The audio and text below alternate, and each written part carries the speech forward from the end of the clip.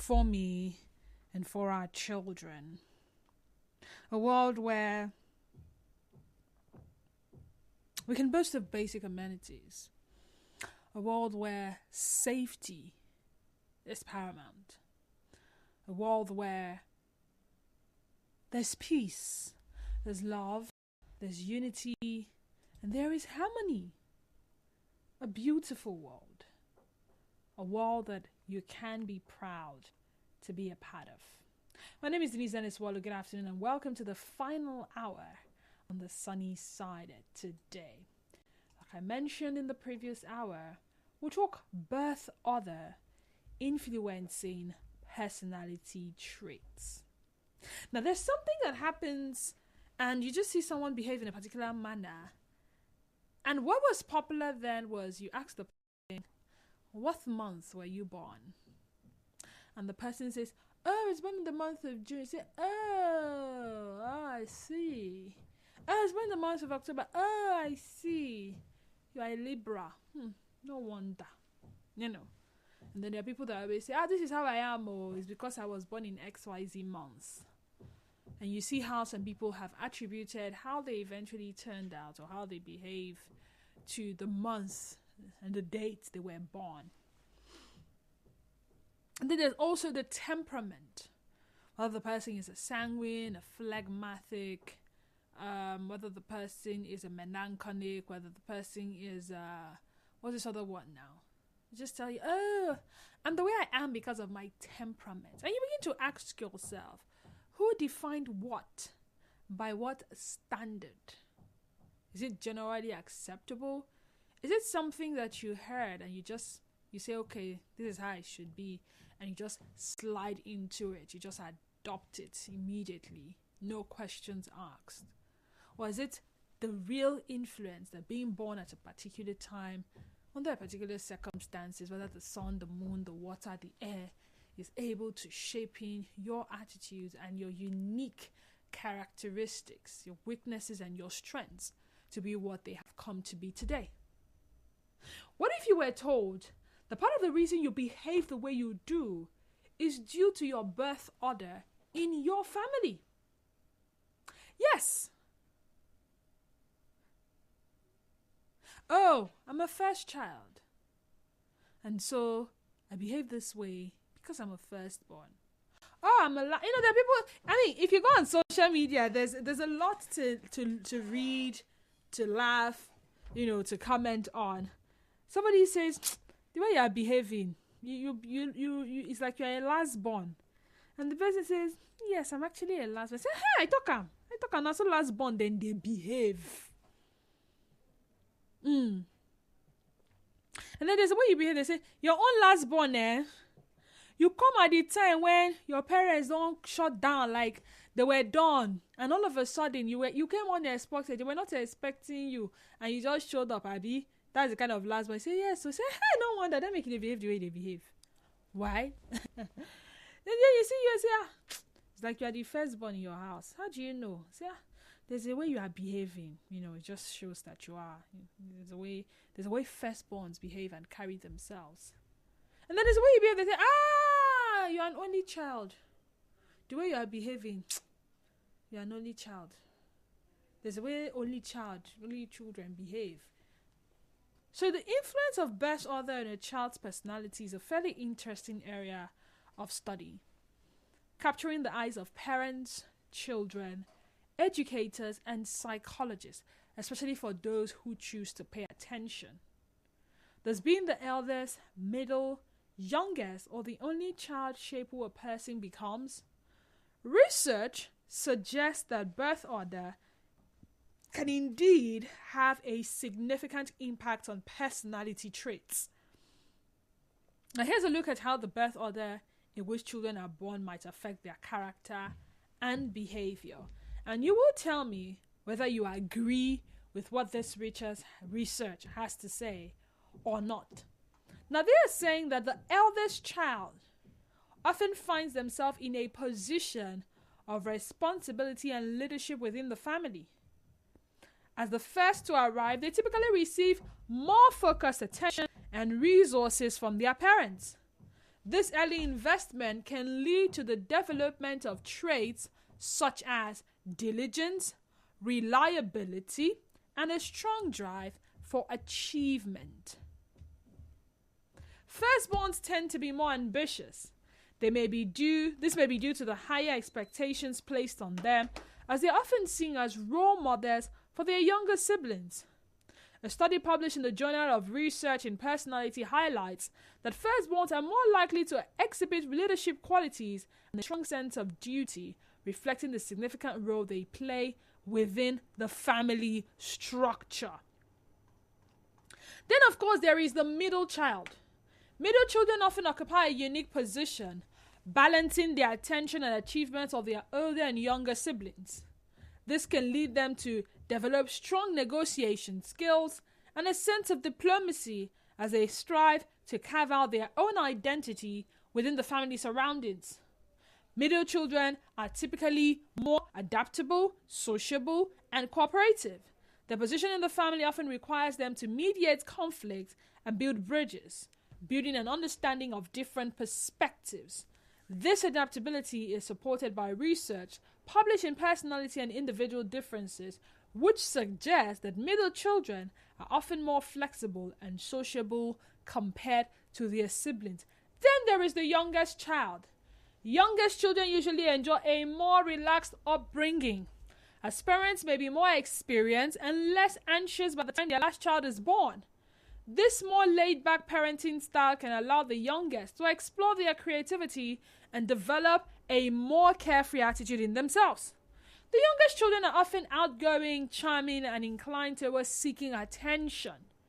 They tend to be more adventurous and open to new experiences, likely due to the more lenient rules and lower expectations placed upon them. Findings from studies on birth order and personality suggest that the youngest siblings are more prone to risk-taking and creativity, enjoying a freer role within the family dynamics. And then there is the only child. Only you waka come. Continue. Only children grow up without siblings, which can lead to a unique set of characteristics. They often receive undivided attention from their parents, which can contribute to higher levels of self-esteem and maturity. Without siblings to compete with, they may develop a strong sense of independence and self-sufficiency. Only children tend to be more mature and achievement-oriented. They often have strong verbal skills and a high level of confidence. Studies published in the Journal of Child Psychology and Psychiatry show that only children often display higher academic performance and stronger social skills compared to children with siblings. They are used to interacting more with adults, which can lead to advanced communication skills as a mature perspective on life. Ladies and gentlemen, what is your birth order?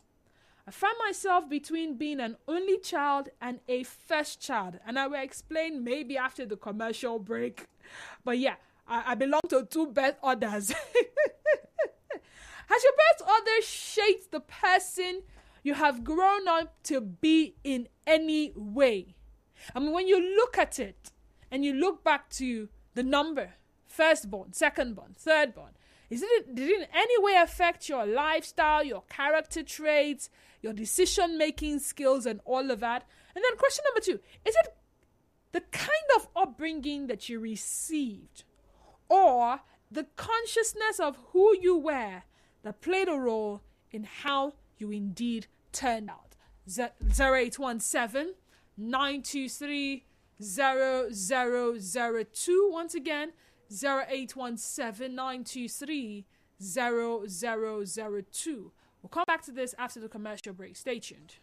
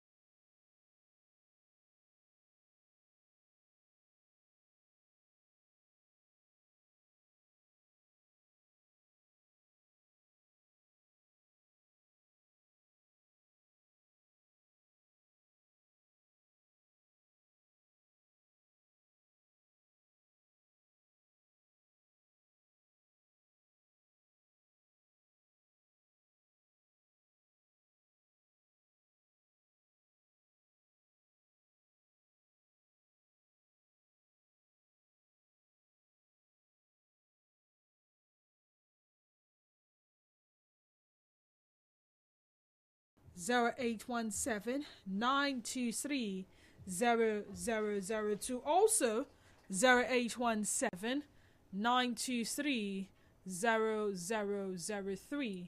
WhatsApp and Telegram number.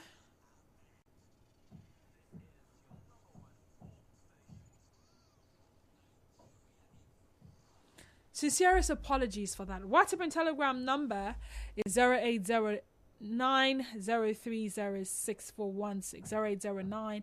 0809030616. We are live on Facebook at Nigeria Info PH is our Facebook handle, and our WhatsApp, our X handle is at Nigeria Info PH. Nigeria Info, good afternoon to you. Welcome.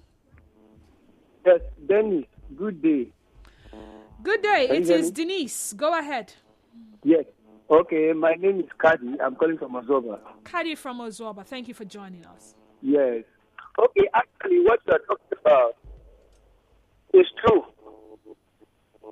It's real.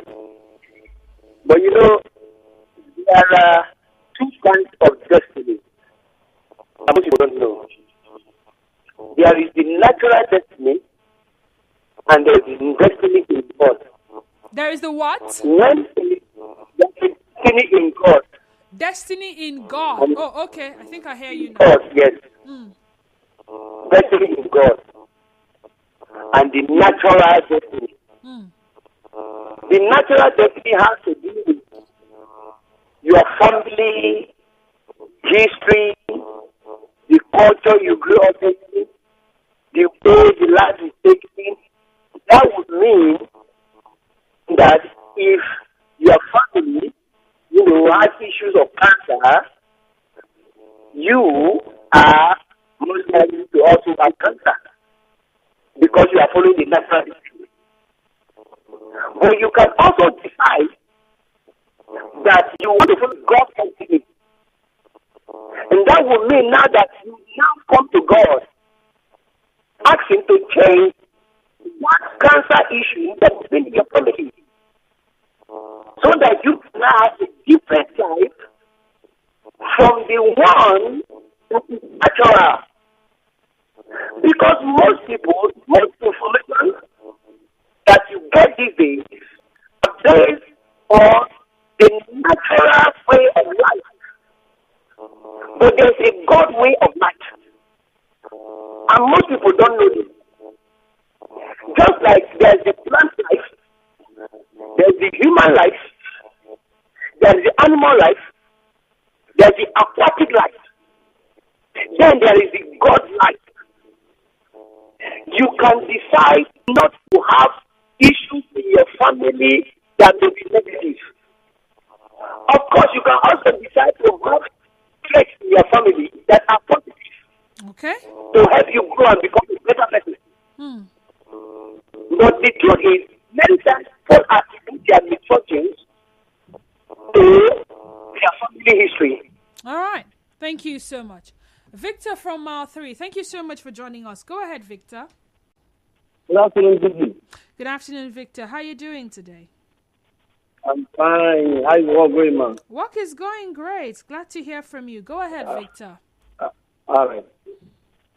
Gigi, every child is a product of either their parents or environment. The Bible says, and I quote, "Train up a child in the way he should go, and when he grows up, he will not depart from it." Children are empty slates.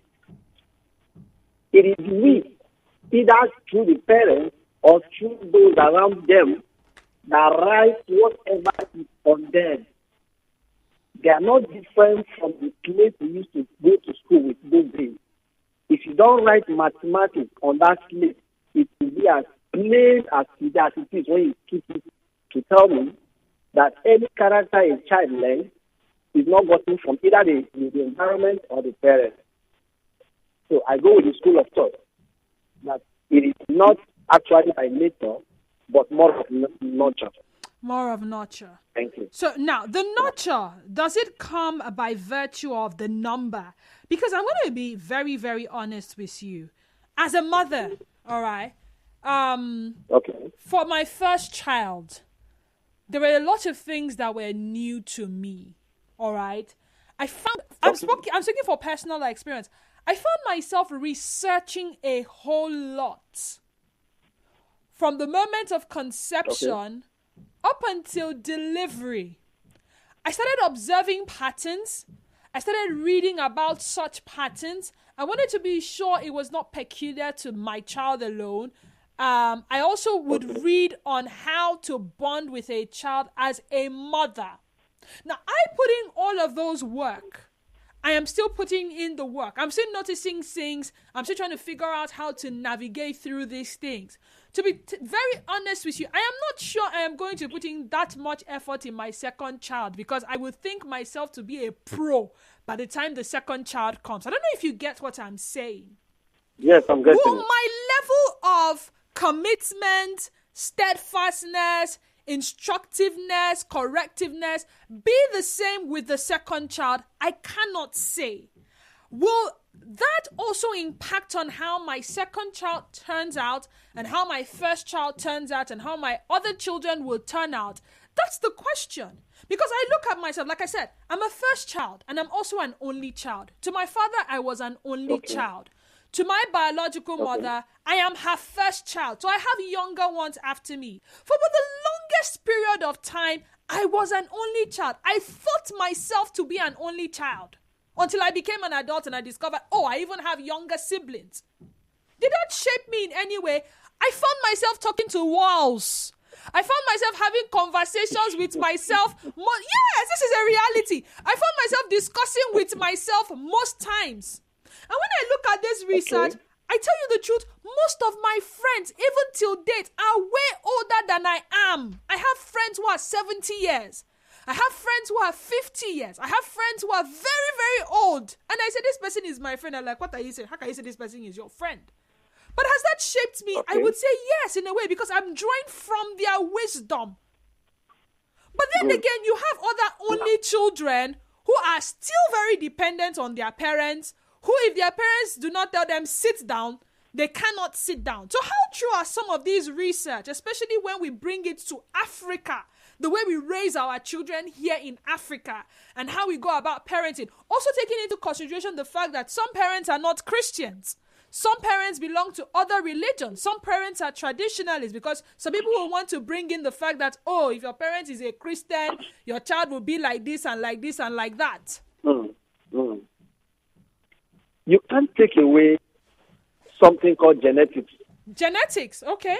What it means is there are certain traits that will actually be portrayed by a child, which is actually possessed to them or transferred to them through either your mom or dad, that is not in you. So to you, whenever you see such traits, you begin to feel strange and confused. Those ones are there. But the basis of what that child should know and continue to build from there comes from the environment or the parents. Environment or the parents. All right. Thank you so much, Victor. Daniel from Emo Gate. Oh dear, I'm so sorry I lost that call with you. Daniel, please, I would love for you to call back. Now, someone on WhatsApp says, "Hi Denise, I am the last child in a family." Hold on. I'm the last child in a family of 7. But honestly, everything you described in the middle child is what I am. So let's go to middle child again. Thank God I have the research before me. So middle child. Middle child says middle children often occupy a unique position, balancing the attention and achievements of their older and younger siblings. This can lead them to develop strong negotiation skills and a sense of diplomacy as they strive to carve out their own identity within the family surroundings. Middle children are typically more adaptable, sociable, and cooperative. Their position in the family often requires them to mediate conflicts and build bridges, building an understanding of different perspective. So middle children are often more flexible and sociable compared to their sibling. Now you are the last child. But you're saying you're more like the middle child by virtue of your character portrayal. So I guess this doesn't always apply in all families. Maybe in just some. Olivia from Rumodomaya. Nigeria in good afternoon to you. Turn off your radio set, please. Hello? Turn off your radio set and go ahead. I'm sorry I have to let you go. The rules of engagement, if you're going to call us, is that you turn off your radio set. Turn down the volume completely. This is to ensure that we minimize the noise from our environment, okay? So we can have a smooth conversation. Nigerian first, good afternoon. Hello, good afternoon. Good Madam afternoon. Bibi. How you doing? Yes, my name is calling from Okiri. You're welcome. Yes, it's really this first son, second child, and the rest is real. You know, when I was doing my NYC days, I was serving at Kogi State. Kogi State, okay. There was my friend. She said, although a female, there was this day maybe I just get tired that particular day, so I'm not giving her money to go to market and organize a vegetable. So imagine that she went to market and buy only vegetable and oil and come back. When she came back after what's up? See, I should not be hungry. That she's the last one of her house. She didn't normally go to market. She didn't normally do anything. The Abba. It's bad. Even when I get married, you see my daughter. You know what my daughter normally do? Because her mom at times, if her mom battery is around, if her phone battery is around 10%, her mom will run her charge. Or if her mom wants to sneeze, we now use handkerchief and cover her nose. So I just come back from work and I meet my younger daughter. She was like sneezing, using handkerchief. I said, how come you know? That says mommy that used to do it. That's one part that she normally watch cartoon and read on. If immediately her battery is 10%, she will not rush. Say, how? She say, my mom used to plug her phone when her battery is 10%. She normally mop. I said, stop saying my mom used to mop. So it depends on the place and the environment you were growing. How old is your daughter? 3 years. My daughter is 3 years. Yes, 3 years. My daughter, if my daughter eats finish, then she pour on her clothes. Do you know what my daughter will do? No. She will run to the bedroom and bring sponge and clean it on her. But if you ask her, Jennifer, how come? He said, my mommy normally do it, daddy, don't bother, clean it. I say, So she's already learning to be responsible. Yes. If you ask her, when my mom comes, say, grandma, where come now give my mother seat? Can you now run to go and carry this job that we normally put water, so this now fell from her hand. I say, who send you? He say, when grandma come, my mommy went and bring you and pour water for her, so I want to go and give her. Oh my God. So it depends on how you train your child and the environment. And the environment. Like when I was born, I was second child. My dad used to tell me, don't bother, just cool down. Your brother will go out and do this. But there was a period of time I started being at home. The only concentrate on my elder brother, I should wait. So at times, we need to train everybody as equal. Thank you very much. Training everyone as equal seems like it's something some parents are battling with. Sometimes that preferential treatment comes with, this person is the firstborn. I say this because even when some churches will organize prayers for firstborns, and they have scriptural backing, the first shall be the head. The firstborn shall be taking charge. Prayers for firstborns to succeed. Prayers for protection for the firstborns. What about the secondborns? What about the lastborns? And you see parents will go, if the children are not around, they will take pictures. And it seems like priority is usually given to firstborn children. Because there's that mentality here in Africa that, you see, if you train the firstborn child well, they will help you in the future to take care of the other children, to nurture the other children as well. Daniel from Imo Gate, welcome. Good afternoon, Didi. Good afternoon, Daniel. Go ahead. Yes, Chinke Daniel Imo Gate. You're welcome. My take on this topic is just that from the environment where I am, I will talk about the lastborn. The lastborn, they want to be pampered, even outside their own family, because as a lastborn, we call them starter. And that starter means the least amongst all other siblings.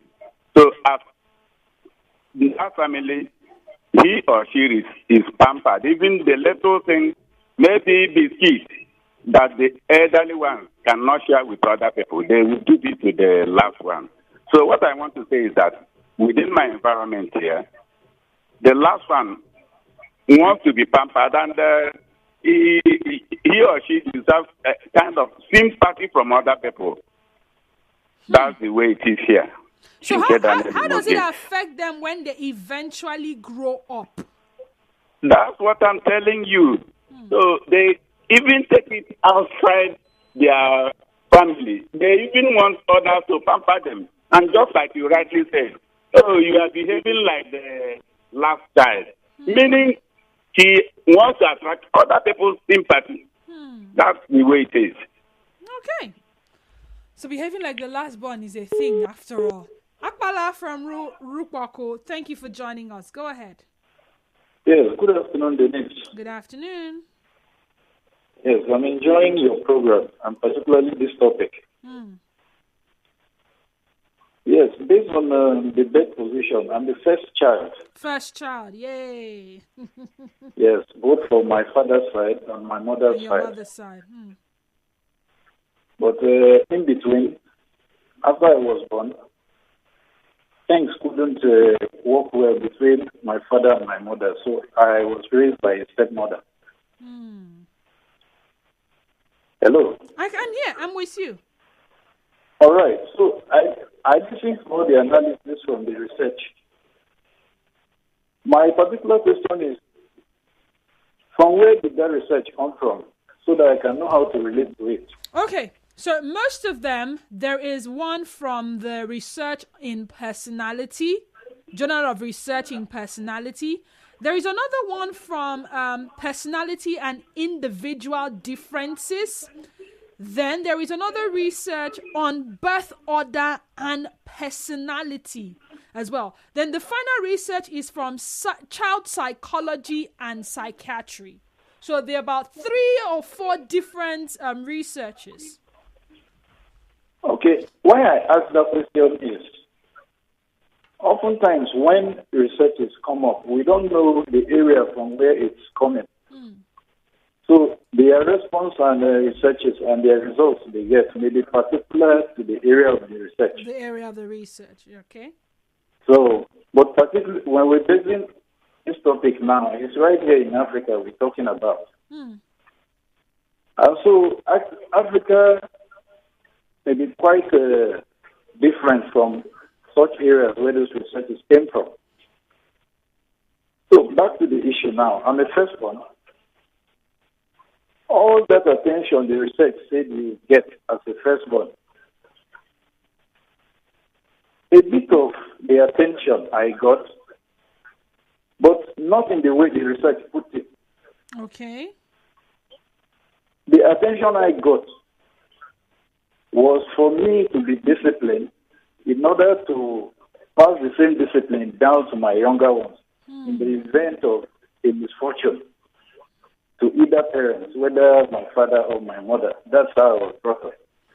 Can you relate with that? Yeah, I can totally relate with that. Okay. In Africa, they will tell you, once the father is no more there, particularly if you are his son, you step in your father's shoes. So the way an African trains up a child is quite different from what happens over. Now, you have younger ones. Yes, I understand. You have younger ones as we speak, right? Of course. Your parents are still alive? Yes. Are there times although my mom is dead, my mom is late. Okay, but your dad is still alive. Are there times when your dad had reported your younger ones to you? I don't know about you, but it have been elevated to a position where their decisions are sought after. Let me explain. Some parents are afraid of their firstborns. Not because they are masquerades or anything. No. But I call it fear or respect. They've elevated them to the position where they can be representatives, like the last one clearly said. They've elevated them to that position where they can actually discipline their younger ones. And they have elevated them to that position where when they tell the younger ones, I will report to your elder sister or elder brother. The younger ones, they just maintain composure. They just apologize and try to make amends. Because they know if the firstborn hears it, there's going to be a problem. And then there are times when parents want to become very, very sentimental. It's with the last born. The last born is very soft. And, when they try to make it, say, please, for the sake of your brother, your sister, she cannot, please, she cannot handle this kind of things. Let's just find a way, please. They say, what is that? She now, the circumstances are running her bed, she's very fragile. Oh, please, let's just. How are some of these things helping them? In Africa here, a child at 5 years begins to take up responsibilities at home. And I will explain again. The younger brother, the younger sister, this firstborn becomes mother or father to the child automatically. So you start hearing words like young mommy, young daddy, or small mama, small papa. So there is the main mama, main papa, that is big mama, big papa. Then there is small mommy, small daddy. So as a child, you're already mothering, not killing rather. You're already becoming a mother figure to your younger ones. You are still a child. You still have a lot of growing up to do. You still do not know your left from your right. But by your birth order, you're already a small papa. So you're not even allowed to be a child. You're not even allowed to do what other children do. Because you are now a small mama. You are now a small papa. Akpala from Rukwaku, you called back. Turn off your radio set, please. Yes, Denise. Yeah. I was cut off. I don't really know. Probably I think it was the network. Okay. Yeah. Okay. Thank God I'm back. Welcome back. Yes, like you rightly said, that some firstborns train in such a way that they almost become a demigod in the family.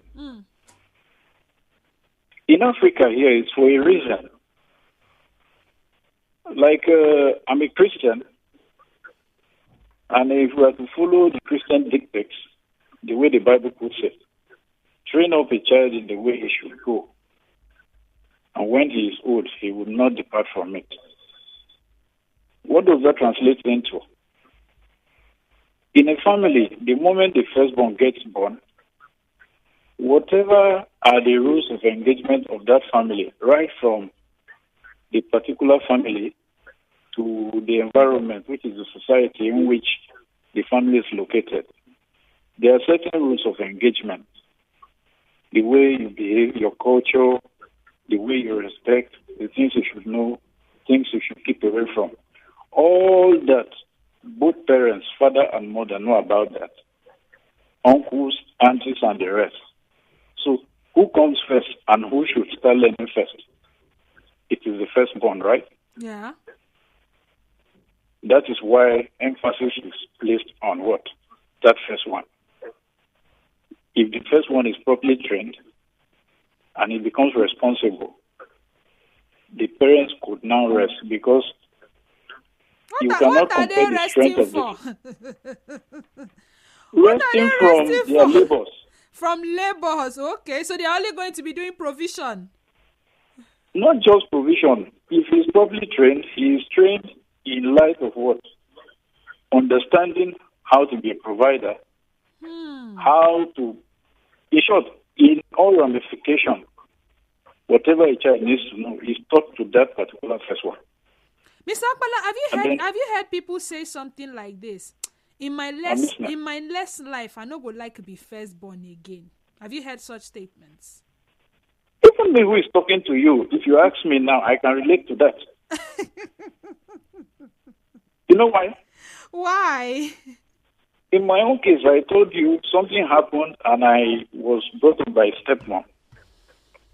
And as opposed to the stepmom allowing me to do what? Use whatever my father has taught me to teach my younger ones, she has a different opinion. She sees me with a different eye when I try to do what? Discipline our children based on the way my father did it to me. And I learned. She has a different opinion. She feels and looks at it as if I hate them, which is not true. You understand now? Yeah, I understand. It got to a point. Do you know when she hears I'm coming back home, she will be using my name, even in my absence, to correct her children. Your elder brother is coming. And everything take shift, even before my arrival in the house. So she spoiled them to the point that it got to the point they no longer listen to her.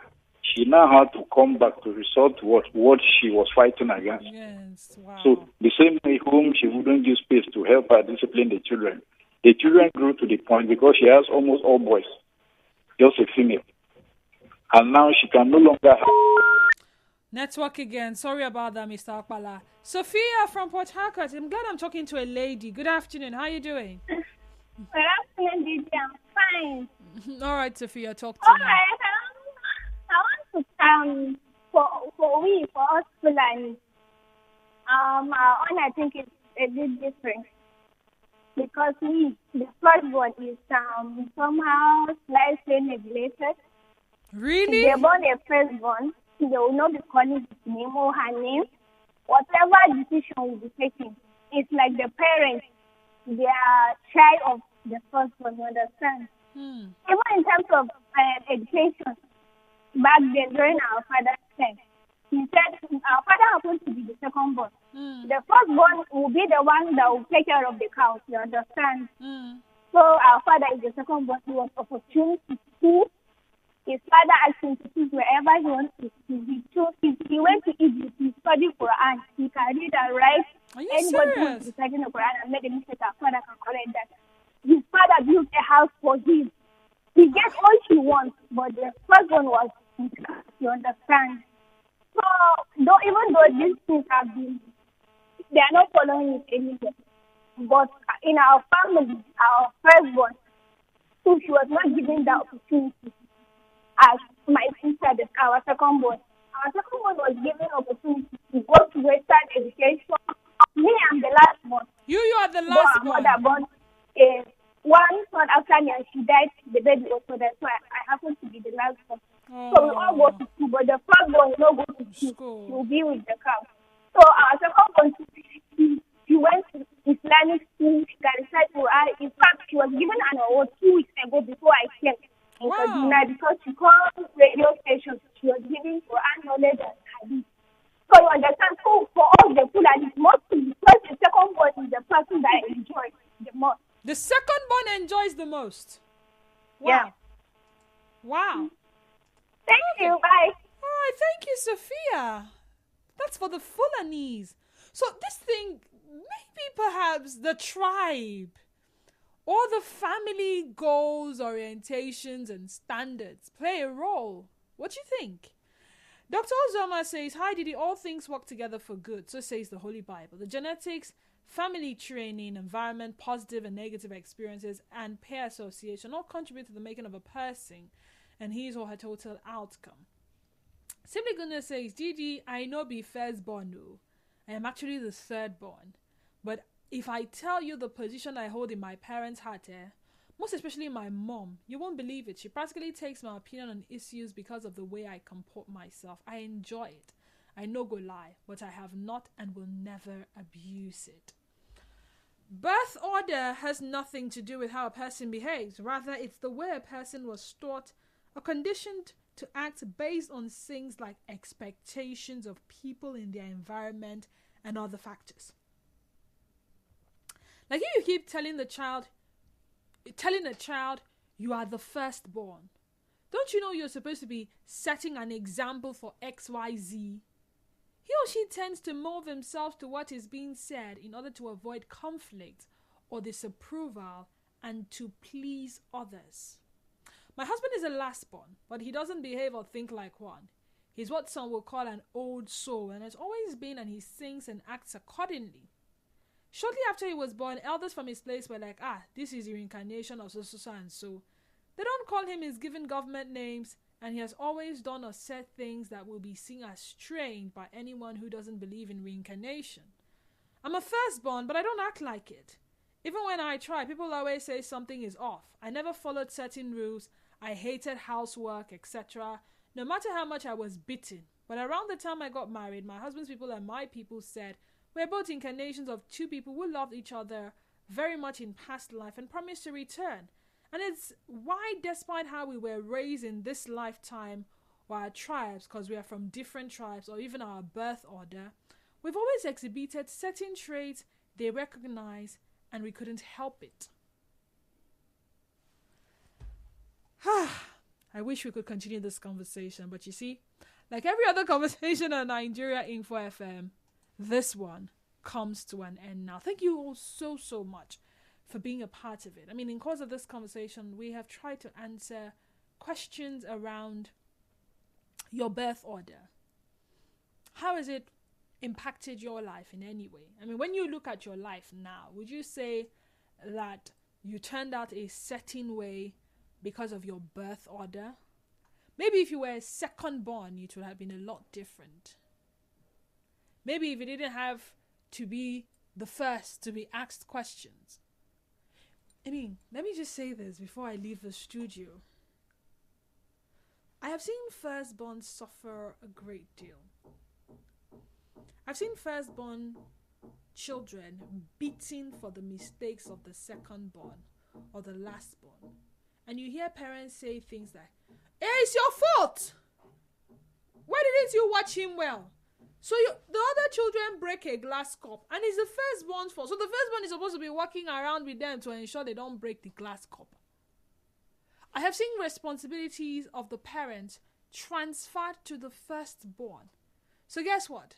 It will surprise you to know that some children we will have in the coming generations will not be raised by their parents, but by their elder sisters or elder brothers. Because the parents will not be around and will rely solely on the children to look after their younger ones. So yes, small mama, small papa is still a thing.